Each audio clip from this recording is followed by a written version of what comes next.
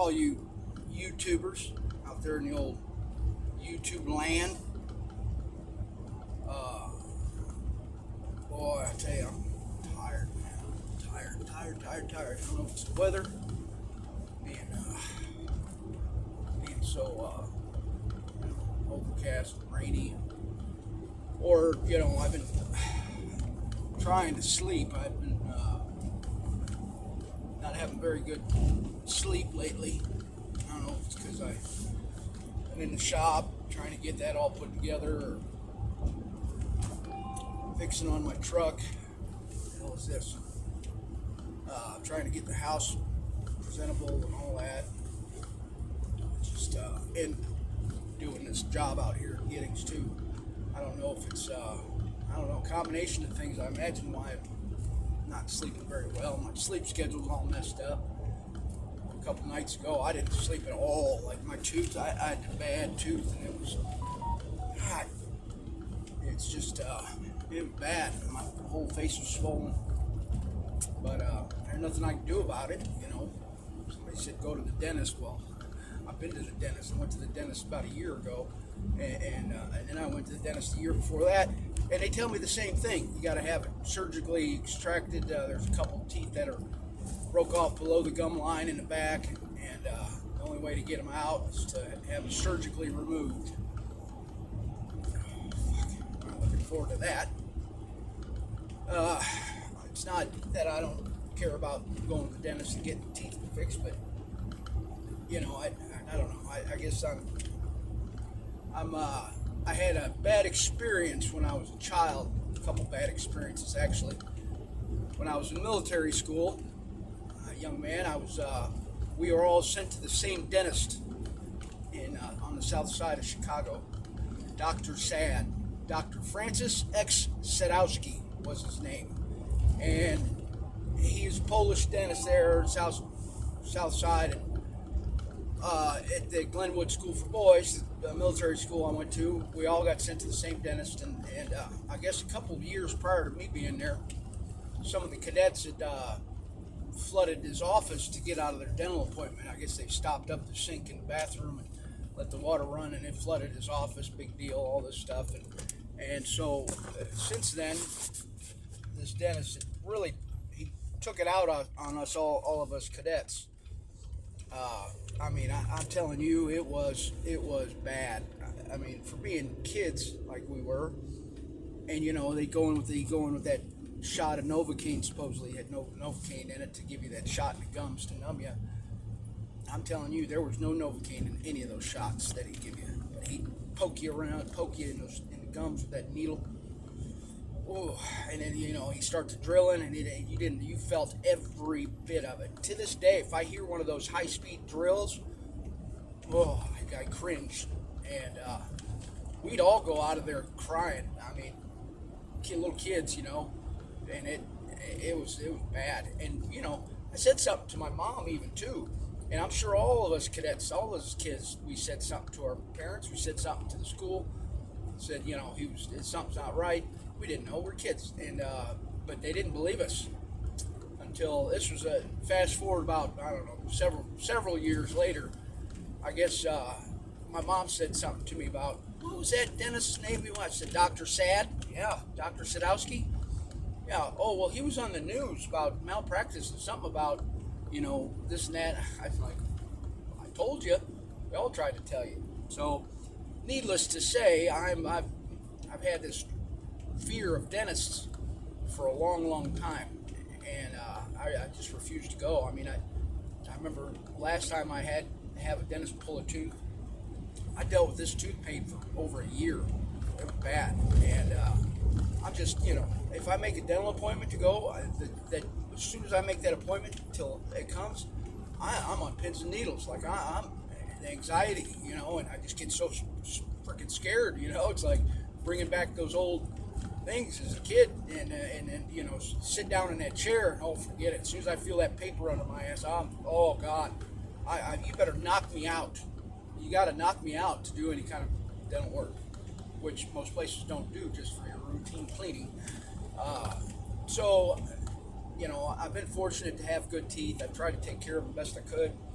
But I'm at that age; they're all starting to decay, and the ones in the back, I'm missing several because I've had to pull them myself. I'd rather pull a tooth myself than go to a dentist and have it done. So, I'm no dentist. It's hard working on your own teeth. I know there's two of them that when I went to pull them, they're just the roots are so deep, so long. I just the tooth broke off from the decay, and so I know I didn't do right. I know I didn't do it the right way, but now they're in shape that the only way to fix them is to have them surgically removed, which I'm not looking forward to doing. So I've toughed it out best I could for the last 10 years at least. Been dealing with tooth after tooth. I've got constant abscesses in my teeth, constant. Usually 2 or 3 at the same time. I know it's not good. I know it's not healthy. People told me horror stories about, oh, you got an abscessed tooth. Well, you could die from that. Fuck. What do you do? And I don't have dental insurance now and all that. So I was told that if I go, there's places that you can go though to get dental work done that are far less than what our good old dentists in the United States charge. Last I looked into like implants, because the way I see it, get it done. Go in there and pull them all. I'm done with it. The kind of man, I just get it done. I don't care. So I found there's a place in Costa Rica that will do the whole uppers and lowers, you get a whole mouth of teeth implants. Implants, and they're good quality. They're kind of, it'll last you the rest of your life, but they usually do only uppers or lowers at once, but they will do a whole mouth. It's just it's a process. It takes about a week, I think, or a week to 10 days, I think the thing said. But you fly down to Costa Rica, and you pay. I think it's only $5,000-$6,000. You get down there, you fly down there. They pick you up at the airport, take you to the place, and it's like a resort kind of that you stay at for a whole week at the dental place. And the first day, I guess they take you in, check you out, and see what you need, and then they do all the X-rays and all the stuff they need. And you're staying there in Costa Rica, and then the next day they prep you and all this, and then you go in and you get them extracted, and it's a surgery. And so with that, it's a couple days you're in that dealing with that, and you're sedated and everything else, and it's just not looking forward to it, but fuck it, knock it out, get it done, I say, and then a week later, after you recover and all that, you got a whole brand new mouth of chompers, good ones, nice ones, to last you the rest of your life. Excited about that.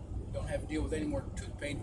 And I'm realizing too, and I know I've known this for a long time, when you're in constant pain like I am, I've grown this adaptation, or this tolerance to this pain. And I don't know. I know last time I pulled a tooth, when it came out, I was just like, I couldn't believe the relief, mentally and physically, the relief that I felt from not having that pain anymore. It was overwhelming almost. It's like, I can't believe I went that long with that pain, and I didn't know it. You get used to it. You don't know you got it until it's gone. Not unlike a lot of other things. So, I can't imagine what life would be like after all that's done. Got all those painful teeth out of my head. It might be a life-changing experience, really, for somebody like me. I know I know I deal with this pain daily. I feel it. It's not as severe as it maybe once was, because it's had that. You get accustomed to the pain, and you deal with it, and then so. I know it's not something I should delay on, but I don't have the money all right now. I just started a business. God dang, man, it's expensive starting up. Between my licenses and my state requirements that I have to pay for, and all this stuff that I've done. I've just paid. I paid to have a website built, all this other stuff, and it's costly.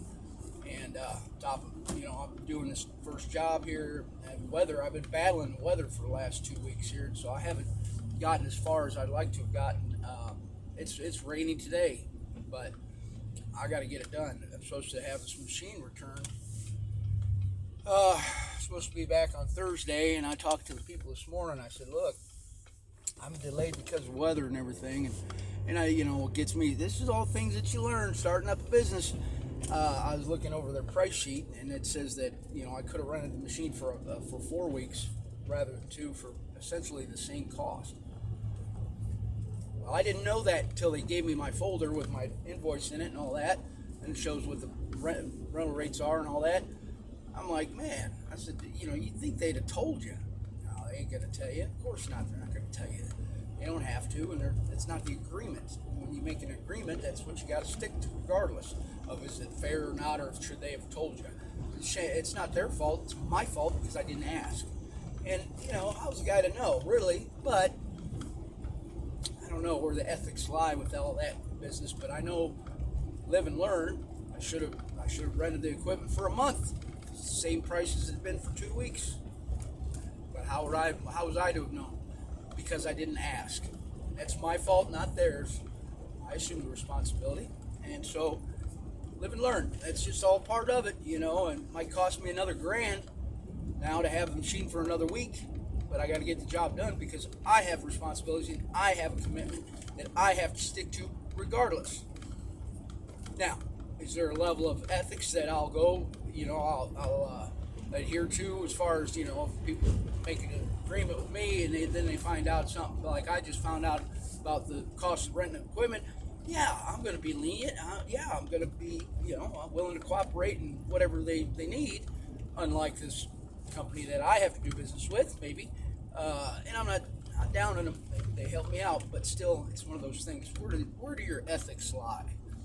Business-wise, think about that. If you're in business with somebody doing something or other, are you willing to do what it takes to keep customers happy?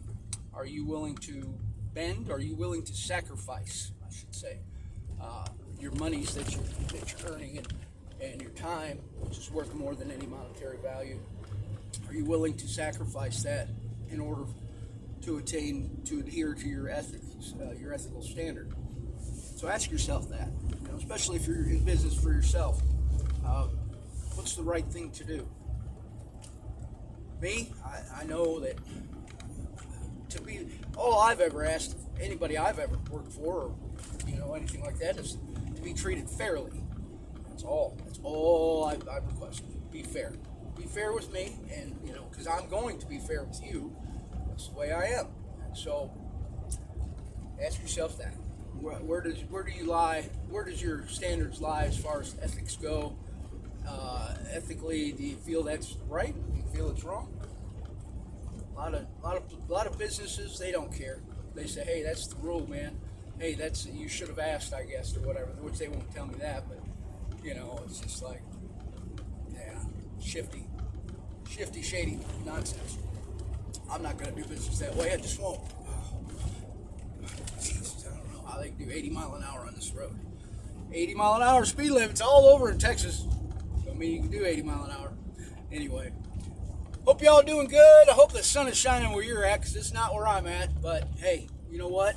I'm grateful because I got a lot of good things going for me, rain or shine. And I am very, very happy about all that. So, anyway, God bless. Hope you all doing well. Love you. Stay strong, remain vigilant, and always, always, always, always just try, man. It's all you got to do is just try. Try to do the right thing. You're not always going to do the right thing, but you'll learn. And then with that learning lesson, think about it next time it comes in.